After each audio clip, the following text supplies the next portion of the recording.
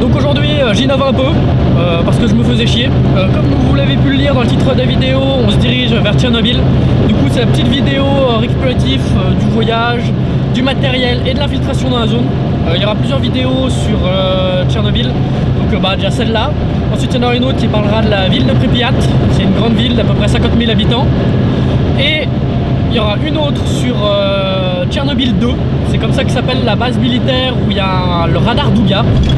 Donc c'est un radar super impressionnant qui a inspiré le mur dans Divergent. Du coup, il y aura une autre vidéo là-dessus. Ensuite, il y aura une vidéo sur le village de Tchernobyl qui est encore actuellement habité. Et d'après ce qui est possible de faire ou ce qui n'est pas possible de faire, je verrai, mais peut-être on ira voir la centrale. On verra si on arrive à s'approcher un peu, mais ça m'étonnerait qu'on puisse, comme la centrale était encore en activité en 2010, aussi étonnant que ça puisse paraître. Moi ça m'a étonné quand je l'ai appris, parce que bon, il y a eu un accident nucléaire, comme vous le savez tous, sur le réacteur numéro 4, mais les 3 autres réacteurs ont continué à tourner jusqu'en 2010, parce que l'Ukraine n'avait pas d'autre solution, ils étaient dépendants énergétiquement de ce réacteur, mais depuis ils ont trouvé d'autres solutions. Donc là vous vous dites que vous devez peut-être vous dire que je vais un peu vite. Oui, je suis à 170 sur l'autoroute. Non, je ne suis pas complètement fou. Non, non, je suis juste tout simplement en Allemagne où il y a beaucoup de tronçons qui ne sont pas limités en vitesse. Putain, je vous dis ça et pile poil à ce moment-là, il y a des ralentissements quoi. Blasé, je suis plus qu'à 140 quoi. Oh là là, c'est dur la vie quand même hein.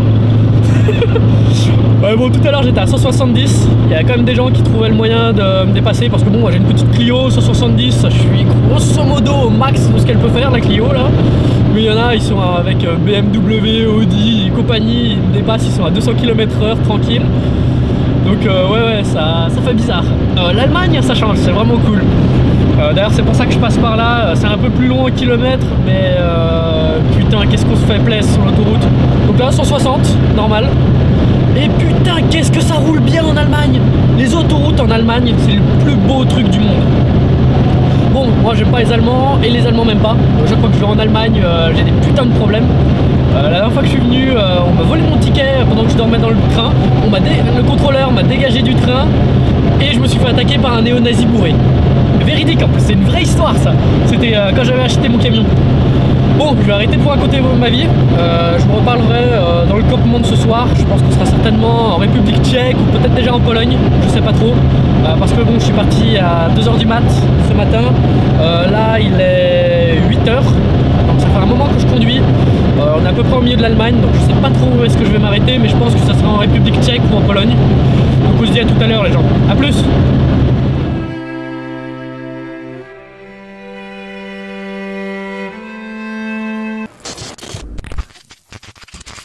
Écoute mon vieux, on arrête ces conneries. Baby, can you move around the rhythm so we can get with and turn around and get us a rock and roll round. Let's down, down, body, body, coming with the super hottie. Let's go, real slow, hell no. Baby, can you move around the rhythm 'cause you know we're living in the fast lane. Speed up, it ain't no game. Just turn up all the things when I come upon the recipe. Voilà les gens, je pense que cette vue doit être tout à fait bizarre parce que la caméra est un petit peu en contre-plongée et en plus elle est pas droite. Bon, on s'en bat les couilles. Il s'est coulé à peu près 5 heures depuis mon monologue de tout à l'heure. On n'est pas très loin de la Pologne. Je sais pas exactement où on est, mais on doit être à maximum 200 km. Du coup on a fait 50% du voyage je dirais. Il est 3 h de l'après-midi, donc ça fait quand même un petit moment que je roule. Ça doit faire un petit peu plus de 10 heures. J'ai déjà claqué un plein de bagnoles, donc j'ai fait plus de 1000 km. Bon, derrière moi là-bas, il y a une petite tour fort sympathique que je vais vous montrer tout à l'heure avant de partir parce qu'elle est plutôt sympa. Là-bas, vous devrez les voir, il y a des petites éoliennes bien sympathiques, il y en a partout en Allemagne, c'est vraiment génial. Moi quand je vois des connards qui disent que c'est moche une éolienne, moi je trouve ça sublime, c'est vraiment beau, c'est gracieux. Bref, on s'en bat les couilles hein. La principale raison pour laquelle je vous fais un petit morceau de vidéo, c'était pour faire un petit test du dosimètre. Parce qu'on m'a prêté un dosimètre analogique, parce que bon, j'ai pas les moyens de m'en acheter un hein. Et du coup on va faire un petit test pour vérifier s'il y a de la radioactivité ici et pour avoir une petite référence par rapport à Tchernobyl. Moi je sais que Tchernobyl par exemple la radioactivité est équivalente à la Bretagne. La Bretagne est naturellement radioactive à cause du calcaire, parce que le calcaire est radioactif, ne me demandez pas pourquoi, je suis pas géologue. Et donc c'est pas vraiment dangereux à l'extérieur de Tchernobyl, bon c'est à l'intérieur, tout ça, bon je vous expliquerai plus en détail.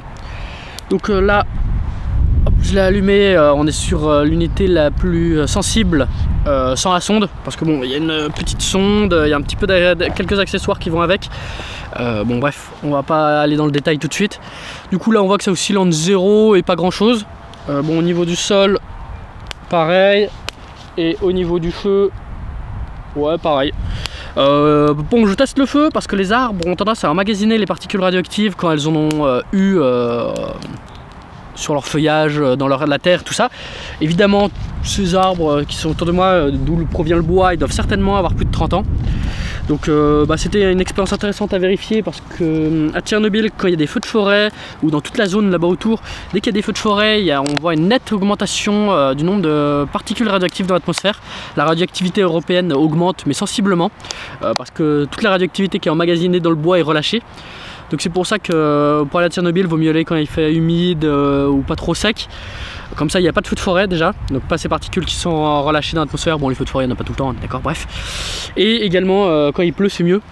Comme la poussière au sol, la terre, elle est pas sableuse, elle est pas poussiéreuse, elle s'envole pas avec le vent. Du coup, quand c'est humide, il y a tout qui est collé au sol. Bref, je vous donnerai plus de détails sur place. Du coup, là, on a eu un bon étalonnage. Il n'y a rien d'anormal, c'est normal. Du coup, on va pouvoir comparer avec Tchernobyl. Normalement, elle n'est pas excessive, comme je viens de vous dire. Donc bon, moi je mange, je vais vous montrer la tour et on reprendra la route. A few moments later. Bon, je viens de finir de manger. Comme je vous l'ai dit, je ne sais pas où on est. Donc je vais vous mettre les coordonnées et le nom de cette magnifique tour. Bon, ça sera en post-production parce que je n'ai aucune information sur cette tour, qui est tout à fait jolie et magnifique. Du coup, on va y monter. On va voir s'il y a des choses sympas à voir dedans. J'ai pas pris mon projecteur, mais bon, j'irai le chercher s'il y a besoin. Donc bon, on est à l'intérieur de la tour. Ça devait être certainement une petite tour de guet qui a été réaménagée de façon moderne avec un escalier et une cheneau d'ailleurs et un toit en béton. Bon, à l'origine, je pense que ça devait être une tour de guet ou quelque chose dans cet esprit-là, car il n'a pas l'air d'avoir de château autour, de ruines ou d'autres choses comme ça. La zone est vite fait plate, mais bon, ça m'étonnerait que ça ait été un château. On est arrivé en haut, donc je pense qu'on va avoir une vue plutôt sympathique. Bon, par contre, ouais, l'aménagement a été vraiment fait de façon très moderne, avec des petites sécurités en acier. Ah ouais, vue plutôt sympa. Donc on a une belle vue sur la région, avec une magnifique église là-bas. Attends, on va monter sur le toit et je vous fais d'autres images. C'est pas fucking magnifique la vue qu'il y a ici?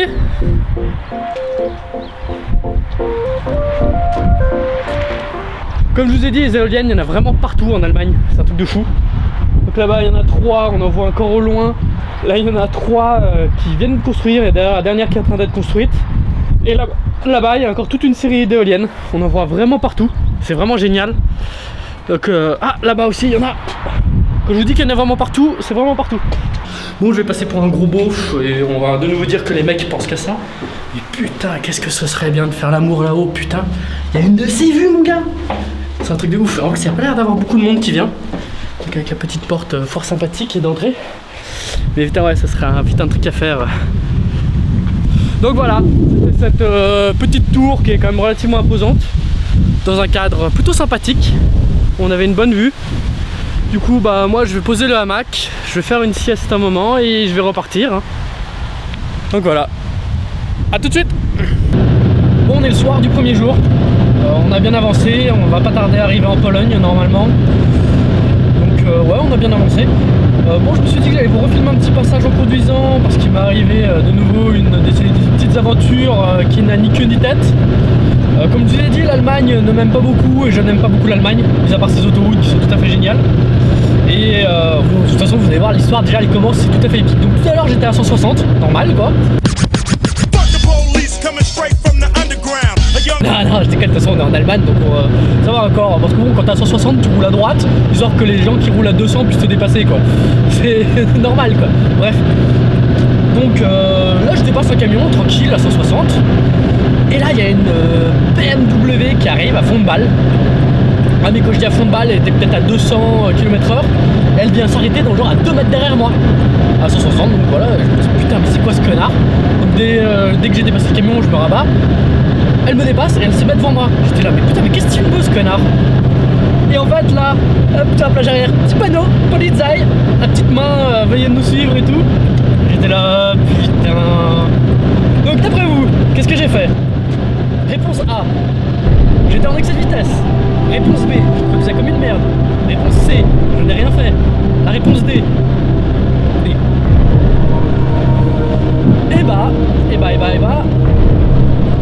Et bah tout simplement c'était la douane de l'Inde. C'était à côté de la République tchèque et qui faisait des contrôles comme ça, un petit peu aléatoires. Donc grosso modo ils m'ont vidé toute la bagnole.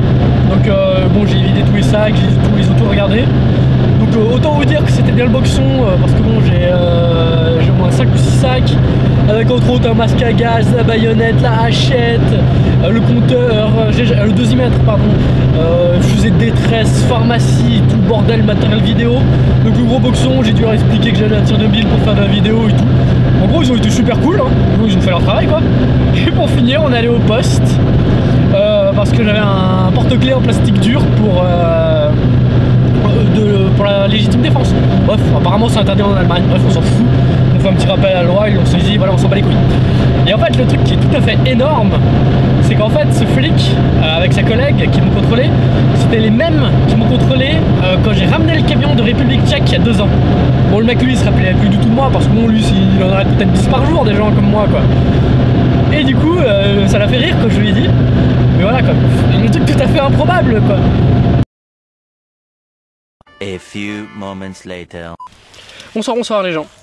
Donc il s'est écoulé à peu près 2 jours depuis l'autre petit morceau de vidéo sur l'autoroute où je vous disais que je venais de me faire contrôler par la police.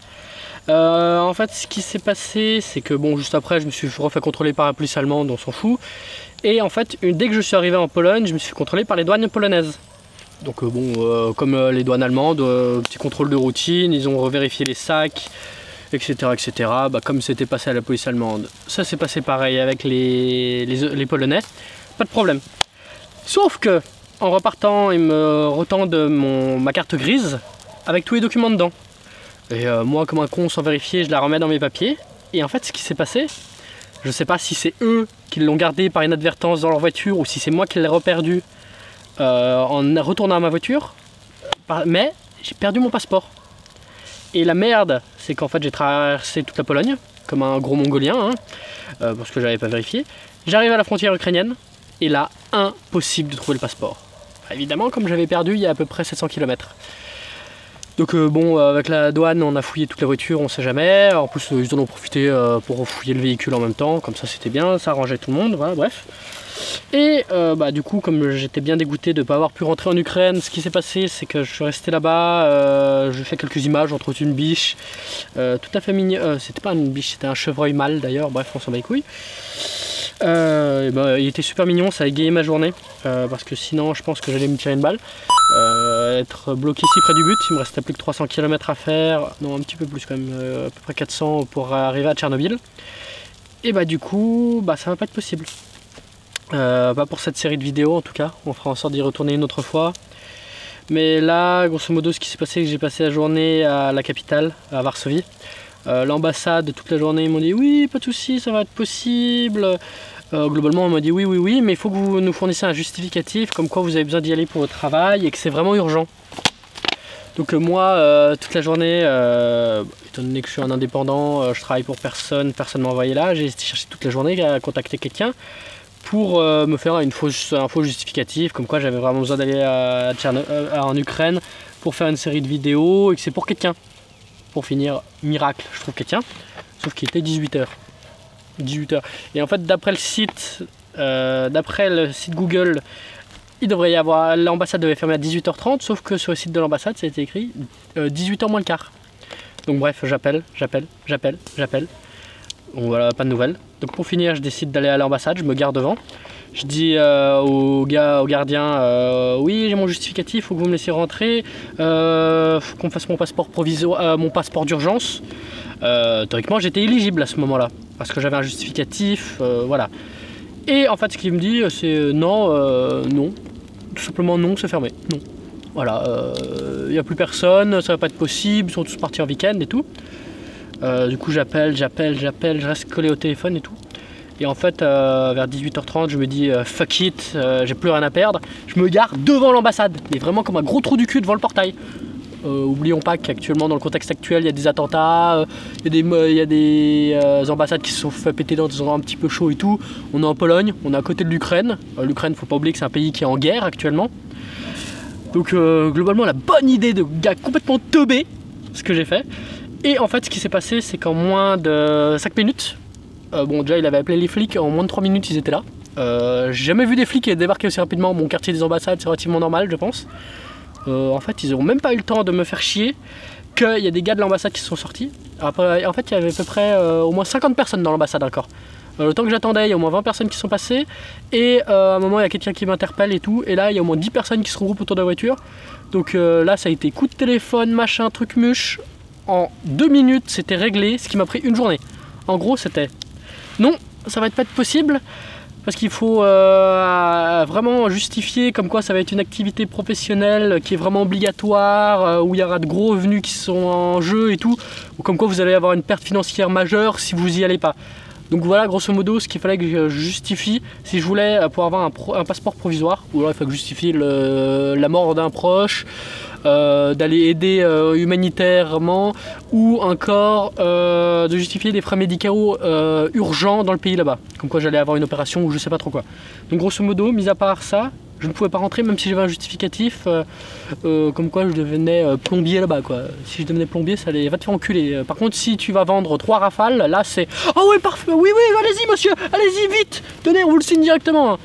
Donc voilà, c'est comme d'habitude, c'est 2 poids 2 mesures. Et aussi, en étant un gros trou du cul qui décide de squatter devant une ambassade, on a une réponse en à peu près 5 minutes alors qu'il m'a fallu une journée en me disant oui ça va être possible mais...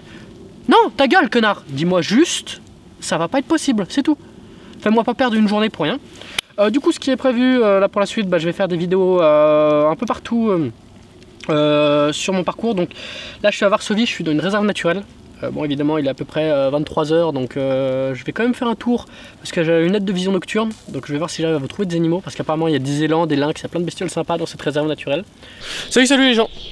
Donc bon je viens de me réveiller, le temps de rallumer le feu hein.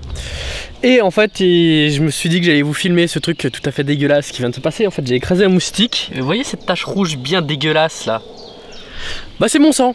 C'est mon sang ou peut-être celui d'un autre animal, mais étant donné que j'ai dormi là et que je me suis fait bouffer à côté du feu là par les moustiques, je me dis que ça doit être le mien. Bon, je suis en train de plier le camp. Bon, comme vous pouvez le voir, je rends le terrain dans le même état où il était, hein. Il n'y a rien de particulier, mis à part l'emplacement du feu qui n'existait pas. De toute façon, ça servira toujours à quelqu'un d'autre, hein. Donc laissez évidemment jamais de traces là où vous avez dormi. Comme ça au moins on pourra rien vous reprocher si quelqu'un décide de vous faire chier. Les feux, toujours les éteindre avant de partir. Même si là on est dans une région marécageuse, donc très humide, il y a peu de chances que je commence à faire brûler toute la forêt. Mais ne laissez jamais un feu allumé sans surveillance. Bon bah moi je vais pas tarder à y aller. Je vais juste faire une dernière chose avant de partir, c'est que là-bas, hop, il y a 1 ou 2 bouleaux morts qui sont tombés par terre. Les bouleaux c'est cet arbre blanc avec cette écorce. Je pense que vous avez tous dû en voir si vous êtes déjà allé à la campagne. Et en fait c'est une écorce qui brûle très bien. On me l'avait toujours dit et quand je l'ai vu mort je me suis dit ouais bah on va tester en mode ouais bof. Et en fait ça brûle putain de fucking bien. C'est un truc de ouf. J'ai mis un petit coup de briquet, ça s'est mis à crépiter, ça a brûlé mais en mode 10 fois mieux qu'une feuille de papier quoi. Un truc de ouf. En plus j'en avais mis un super gros bout alors que je pense qu'un tout petit morceau aurait suffi vu comme ça a bien brûlé. Donc je vais faire en sorte d'en récupérer un maximum, comme ça je pourrai allumer mes prochains feux facilement. Parce qu'en plus c'est plutôt bien d'avoir un truc qui démarre aussi bien, parce que comme vous pouvez le voir ici, c'est une zone marécageuse, il y a tout qui est très vert, il n'y a pas d'herbe sèche, les arbres ils sont tous verts, il n'y en a vraiment pas beaucoup qui sont morts. Grosso modo les 2 morceaux de bois que j'ai trouvés là, les 2 grosses bûches coupées à la tronçonneuse là, c'est des arbres qui étaient abattus au bord de la route, qui ont certainement dû se casser la gueule sur la route. Mais sinon on a tout qui est vraiment très vert. Donc le bouleau mort là-bas c'était vraiment une grande chance pour pouvoir démarrer le feu, parce que dans ce genre de conditions c'est plutôt compliqué. Donc bon moi je récupère mon écorce et ensuite on va aller par là-bas à quelques kilomètres. Je pense que je vais ressortir de la forêt et on va y retourner en voiture parce qu'en fait ici on est pas très loin d'une autre zone résidentielle. À moins d'1 kilomètre derrière ces arbres il y a des maisons. Et en fait ce qui s'est passé c'est que depuis ce matin il y a au moins une dizaine de personnes qui sont passées. Et j'aimerais pouvoir rencontrer les animaux relativement rares qui sont dans cette forêt. Donc c'est un parc naturel et c'est un des seuls parcs naturels en Europe où il y a des élans. ou des orignales, c'est dans le même genre on va dire. Donc ce sont de très gros cervidés. D'ailleurs c'est le deuxième animal le plus dangereux d'Amérique du Nord. En Europe je sais pas le classement des animaux les plus dangereux, mais en Amérique du Nord c'est le bison, l'orignal ou l'élan et l'ours, pour vous donner un petit ordre d'idée. Donc on va essayer d'en trouver. Apparemment il y en a 300. Le parc fait 1200 hectares. C'est un animal qui fait 2 mètres de haut. Donc je suis susceptible d'en croiser un, même si c'est comme une grosse aiguille dans une grosse botte de foin. Hein. Donc bon, je vous laisse lire le nom de la réserve naturelle parce que bon, pour moi c'est pas possible. Hein. C'est pas humainement possible de lire ça. Ouais, je me démerde en anglais, en allemand, mais en polonais, vas-y quoi. Bon, on se retrouve plus tard les gens.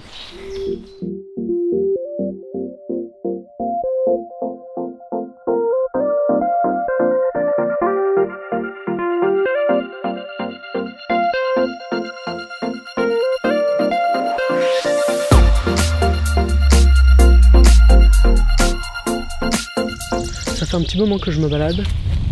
J'ai pas trouvé beaucoup de traces d'activité animale. J'ai vu une biche vite fait, mais qui est partie à peu près à la vitesse de la lumière. Enfin une biche, je pense. Ça me semblait gros, mais c'était certainement une biche. Ça me semblait trop petit quand même pour être un élan. Là j'ai trouvé une des traces d'activité des élans. Donc c'est un tronc. Bon, en fait ils frottent leurs cornes entre autres. Et vous voyez qu'il est complètement destroy. Il y a des grands morceaux d'écorce qui manquent à beaucoup d'endroits. Et en fait, ce genre de choses est tout à fait courant avec les élans. C'est pour ça que la population est régulée à peu près 300 élans sur les 1000 hectares du parc, 1300. Parce que c'est un animal extrêmement destructeur pour les arbres. Bon moi, quand on m'a dit ça, je m'attendais à avoir beaucoup de dégâts sur beaucoup d'arbres. Il n'y en a vraiment pas beaucoup qui sont endommagés comme celui-là. Il y en a beaucoup qui ont des petites traces à la con. Bon lui là-bas aussi il en a. Bon et là ça fait un moment donc l'écorce est revenue un petit peu. Je vais continuer à fouiner, voir si j'arrive à trouver des animaux. Je vois beaucoup d'oiseaux. Mais bon comme vous savez les oiseaux, plus ils sont petits, plus ils sont peureux. Donc ils ont tendance à... J'ai vraiment de la peine à les photographier. Parce que bon j'ai qu'une caméra. Hein. Donc on va continuer à explorer et on verra bien si on trouve d'autres trucs. Ah, et oui, comme vous voyez, je suis pas du tout équipé pour la forêt là. C'est qu'en fait, grosso modo, je me balade que sur les chemins destinés aux voitures. Parce que normalement, comme ce que je fais là, c'est interdit ou quasiment interdit. C'est se balader en sous-bois. En tout cas, en France, c'est interdit normalement. Il faut avoir un permis de chasse pour pouvoir se balader en sous-bois. Mais bon, on s'en fout. Et en même temps, ça m'évite d'abîmer la nature. Parce que par exemple, tout le tapis là que vous voyez, tous les petits arbustes à la con. D'ailleurs, il y en a un autre sans écorce là. Tous les petits arbustes que vous voyez là, tout ça là, c'est des myrtilles. C'est des bon, les arbres qui font les myrtilles quoi. Voilà, cette forêt est vraiment sympathique. Il fait vraiment bon parce qu'il fait vraiment chaud actuellement. Les grandes chaleurs qu'on a en France, on a à peu près les mêmes ici en Pologne. Donc bon, je vais continuer à avancer et je vous referai d'autres images plus tard les gens. En espérant trouver un animal cette fois par contre. Bon, j'ai trouvé un plan du parc, donc on va pouvoir se repérer un peu. Je sais pas du tout si je vais pas retrouver, comme c'est pas indiqué sur la carte. Mais grosso modo, j'ai dû dormir dans ce secteur-là, quelque part par là ou peut-être par là. Et je pense qu'on doit être dans ce secteur-là, quelque part par là. Donc le parc, grosso modo, il fait tout ça. Donc il y a 300 élans répartis sur 1000 hectares, ça va être tout à fait sympathique à trouver. Je n'ai pas grand espoir d'en trouver, mais on sait jamais, ça peut être cool. Donc les élans, c'est ces choses. Je vous mettrai un morceau de vidéo en même temps. Et aussi des lynx. Bon, les lynx, autant dire que je les cherche pas parce que c'est impossible à voir. Hein. C'est à peu près l'animal le plus craintif de l'univers. Donc bon, on va continuer à se balader et on verra bien si on arrive à trouver des trucs. Bon, la Pologne n'a pas le même budget que la France ou d'autres pays comme cela pour avoir des réserves naturelles. Du coup, ce qu'ils font pour pouvoir se permettre d'avoir des réserves naturelles qui, entre guillemets, sont inutiles pour l'homme, parce que une réserve naturelle, ça a un coût. Ça coûte très cher, il faut l'entretenir, il faut réguler la population d'animaux, il faut la surveiller pour pas qu'il y ait de braconnage, de vandalisme, d'autres choses comme ça, du vol de bois. Et du coup, ce qu'ils font en Pologne, c'est qu'en fait, ils laissent pousser la forêt jusqu'à ce qu'elle ressemble à peu près à ce qu'il y a en face, là-bas, vous voyez. Et ils coupent tout. Ils vendent le bois et avec l'argent que rapporte le bois, ils entretiennent la réserve et ils replantent. Par exemple, cette parcelle là qui est derrière moi a été coupée, certainement il y a quelques années, et ils ont planté des petits arbres pour que la forêt ressemble à ça dans quelques années. Le but étant de faire un cycle, un tournus pour que les arbres aient le temps de pousser, qu'on puisse les vendre et qu'on puisse recommencer. Et ce que vous voyez, c'est qu'il y a une barrière autour de ces jeunes arbres, donc avec des gros maillons en haut et des petits en bas. C'est en fait pour éviter que les animaux aillent dans ces zones, parce que les jeunes arbres, c'est ce qu'il y a de plus délicieux pour un herbivore. C'est le plus tendre, le plus savoureux. Du coup, il faut vraiment les protéger, surtout des élans, qui sont vraiment des très gros animaux, qui sont très réputés pour massacrer les arbres. Ils les détruisent, ils mangent l'écorce, ils mangent les feuilles et tout. Si les élans pouvaient aller dans cette zone, je vous garantirais que ça ne ressemblerait pas du tout à ça. Parce que comme vous pouvez le voir, il y a beaucoup de petits arbustes, il y a des autres herbes, il y a un petit peu de tout. Et là-bas, vous voyez qu'il y a quelques petits arbustes, mais c'est beaucoup plus clairsemé. Ça c'est justement parce que les élans peuvent y accéder.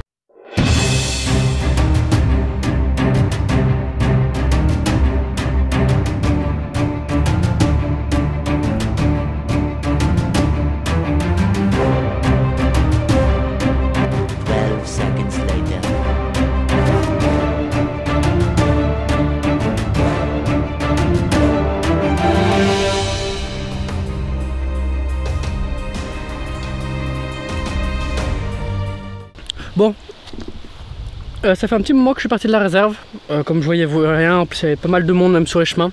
Je pense que ça va être une période de congé ou quelque chose comme ça en Pologne, parce qu'il y avait vraiment énormément de monde qui se baladait dans la réserve naturelle. Donc c'est vraiment compliqué de trouver des animaux malheureusement. Du coup, voilà, je suis parti. Là actuellement, oui, je suis le seul mec qui fait du tout-terrain avec une Clio, hein, cherchez pas. Donc de là-bas il y a la rivière. Bon, c'est principalement un bras mort qui est tout de suite vers moi, qui est très vaseux, c'est dommage parce que je voulais justement me poser au bord de la rivière et me faire plaisir.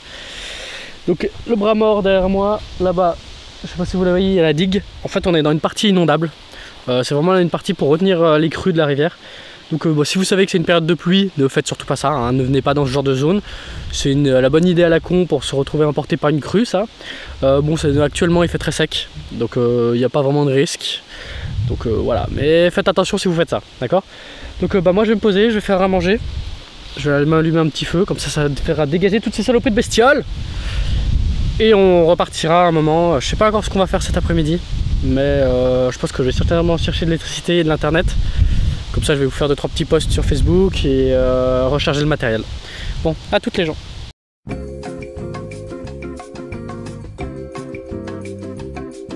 A few moments later.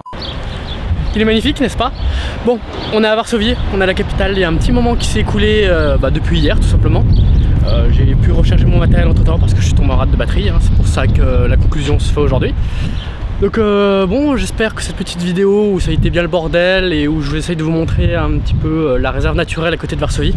Je vous écris son nom parce que depuis le temps j'ai toujours pas retenu son nom qui est imprononçable, hein. Donc j'ai pu vous montrer quelques animaux, j'ai pas pu vous trouver les élans qui sont un petit peu l'emblème de cette réserve malheureusement. Donc bon, j'espère que ça vous aura plu quand même. Du coup, la prochaine vidéo ce sera sur ce bâtiment tout à fait badass et immense. Donc j'y vais là tout de suite. Merci beaucoup d'avoir vu cette vidéo, j'espère que c'est pas trop le bordel et j'espère que vous n'êtes pas trop déçus, ceux qui attendaient les vidéos à Tchernobyl. Ça sera pour dans quelques mois du coup, toutes mes excuses. Donc merci beaucoup d'avoir vu cette vidéo, n'hésitez pas à me donner votre avis et à plus les gens.